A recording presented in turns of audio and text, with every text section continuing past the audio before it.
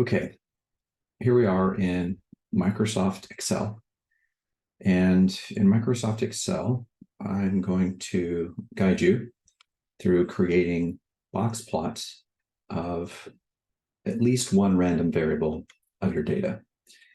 So here what we're looking at are actually two box plots that represent two random variables in our data, actually in the data that I've got.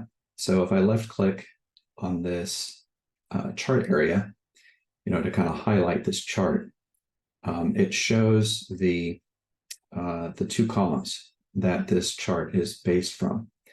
So, here you can see we've got the total height column, and that's represented by this total height box plot. And then we've got the longest drop, which is represented by this longest drop box plot here on the right. I had chosen to create, two box plots at the same time. And so if you choose, two columns like this, it'll create two box plots side by side. But if you wanted to create only one box plot, then you would only select one column and kind of go through the same procedures that I'm going to go through with two. But what you can see is this is what the finished box plot should look like. There is no border around the whole plot.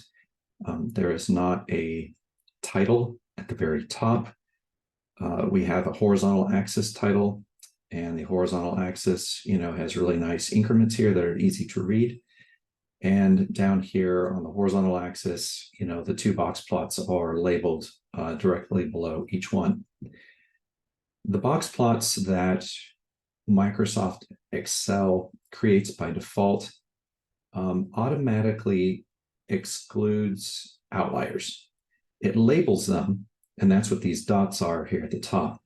So these have already been tagged by Microsoft Excel as outliers, and I have not learned yet, how to kind of turn that automatic detection of outliers off. So for now, there's really kind of nothing we can do about that.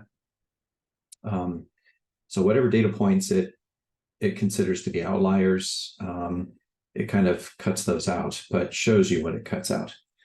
When it comes to box plots, if you remember this middle line here, this is the median, and box plots in Microsoft Excel graph the mean as an X. So these box plots include the median and the mean. And you can also see in formatting, in order to differentiate, one box plot from the other, I've chosen to fill this other one with a pattern. So that makes it easier to kind of distinguish between the two.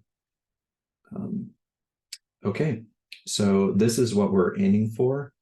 And in the next video, we're going to get started trying to create this from scratch.